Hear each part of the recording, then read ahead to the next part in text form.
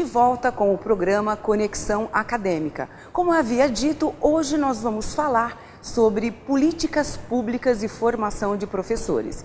E ela, uma convidada muito especial, que estava aqui no evento internacional na cidade de Manaus, é a nossa convidada de hoje, doutora Ana Benavente. Ela que é doutora em Ciência da Educação pela Universidade de Geneve, na Suíça. Boa tarde, minha querida. Como é que está? Seja muito bem-vinda. Olha, mas essa chuva é maravilhosa, doutora Ana. Doutora Ana, que um prazer tê-la conosco aqui. Eu sei que a senhora está, assim, muito atarefada com a sua agenda, né? Passando por Manaus, nesse evento maravilhoso que nós estamos tendo aqui, falando sobre a educação. Então, eu queria perguntar, começar o nosso bate-papo, já lhe perguntando, com toda essa dimensão em que nós vivemos nessa era da informação, como é que está a nossa educação? No seu ponto de vista, qual está sendo a deficiência? Bom, a educação tem sido um compromisso dos Estados, através da própria Organização das Nações Unidas.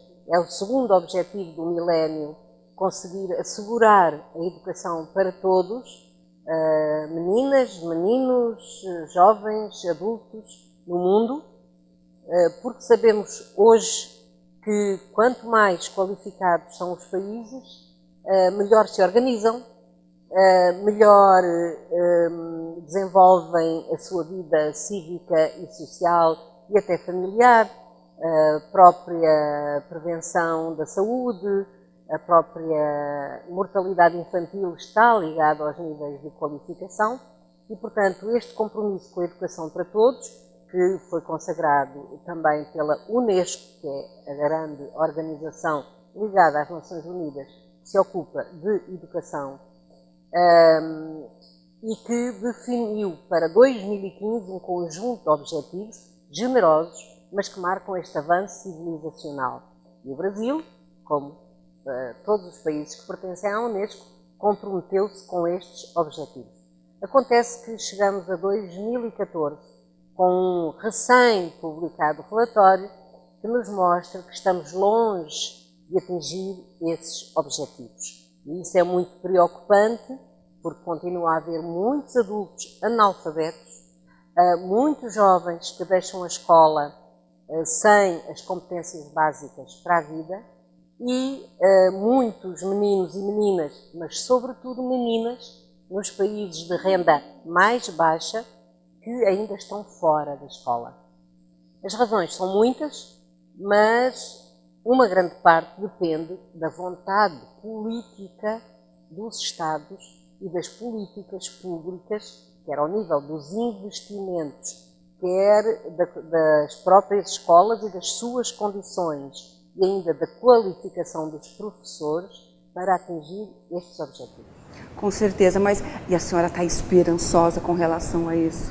Eu acredito fundamentalmente no poder da educação para que os povos possam viver em paz, relacionar-se de modo mais inteligente, respeitar as culturas. Hoje vivemos num mundo intercultural, num mundo globalizado, e se não queremos que esse mundo seja dominado por guerras de religião, de etnia, de cultura, de poder de uns sobre os outros, a educação é uma das armas da paz.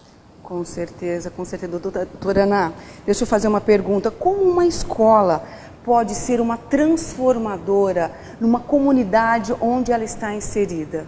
Qual é a sua dica? Qual é a sua proposta? Eu acho que na sua pergunta está um elemento da resposta. A escola só pode ser transformadora se trabalhar com a comunidade onde está inserida. A escola não é uma repartição pública, não é um serviço de finanças que fecha as suas portas a uma determinada hora. A escola tem que trabalhar com todos os parceiros educativos em diálogo, e todos os parceiros educativos são todos adultos de uma comunidade.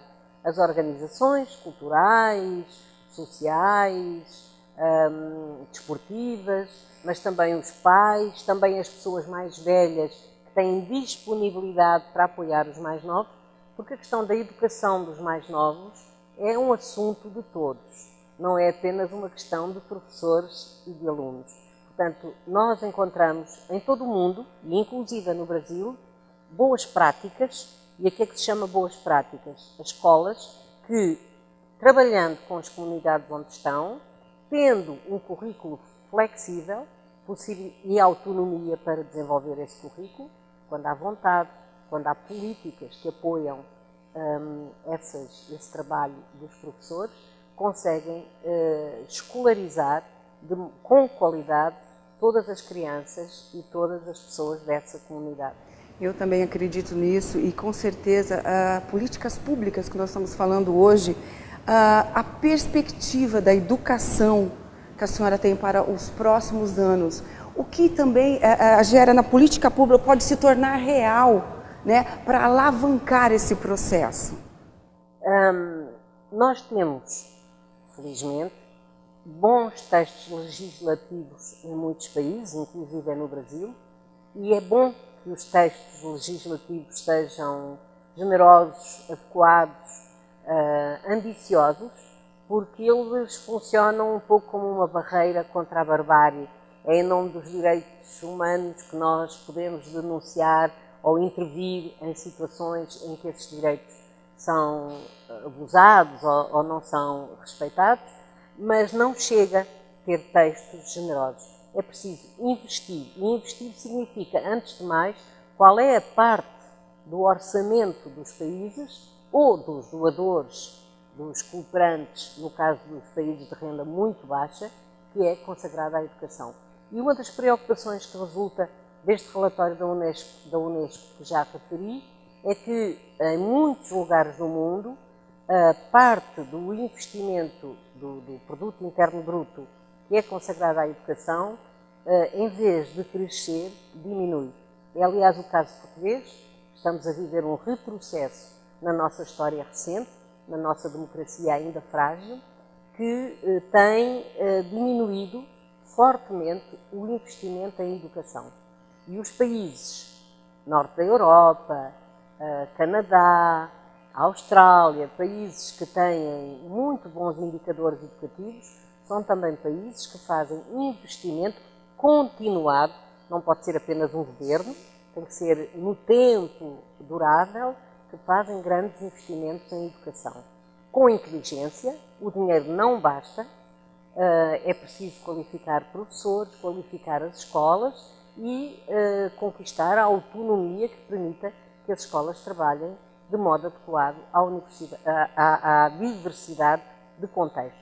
Há algo muito importante para mim, que é termos consciência que a escola da primeira metade do século XX, que ainda encontramos em muitos lugares do mundo, não serve às necessidades do século XXI. E é aí que entram as novas tecnologias, que hoje fazem parte da nossa vida e que ainda estão tão ausentes da escola. Ontem, nesse grande evento que teve aqui na Faculdade Boas Novas, onde a senhora palestrou, a senhora falou algo muito interessante, que tantas informações que nós temos hoje pelas redes sociais, isso não significa ter conhecimento. Não se forma conhecimento com tantas informações, né? Agora, professora, nós temos muitos ouvintes e professores que estão ligadinhos no programa Conexão Acadêmica com relação à formação de professores. Eu queria que a senhora desse uma dica para esse professor, para esse pedagogo que está nos ouvindo, como atuar hoje em dia, nesta era de informatização, dentro da sala de aula. Dentro e fora, porque a escola não é só dentro da sala de aula. Eu considero que o Brasil tem um problema, e saberão isso melhor do que eu, mais nos estados do que noutros, mas tem um problema em relação aos professores do ensino fundamental, que tem a ver com o seu estatuto salarial e o seu estatuto profissional. É raro encontrarmos num país tão poderoso quanto o Brasil é hoje, professores com condições de trabalho tão difíceis quanto encontramos aqui em alguns contextos. Mas quanto à formação de professores, ela tem que ser uma formação articulada com a ação. Tem que ser uma formação que se preocupe com as práticas dos professores e que com eles, de modo continuado, apoie o desenvolvimento de projetos, que sejam projetos que levem todos os meninos e todas as meninas à construção do conhecimento, que é um direito de todos e que não pode ser privilégio apenas de alguns. Com certeza, doutora Ana, e a educação com certeza faz a diferença em qualquer lugar. Doutora Ana, eu gostaria muito de agradecer a sua participação aqui no programa Conexão Acadêmica e sempre seja bem-vinda em Manaus e aqui na Faculdade Boas Novas. Doutora Ana, muito obrigada. Muito obrigada, eu que agradeço. Não saia daí que nós temos mais Conexão Acadêmica.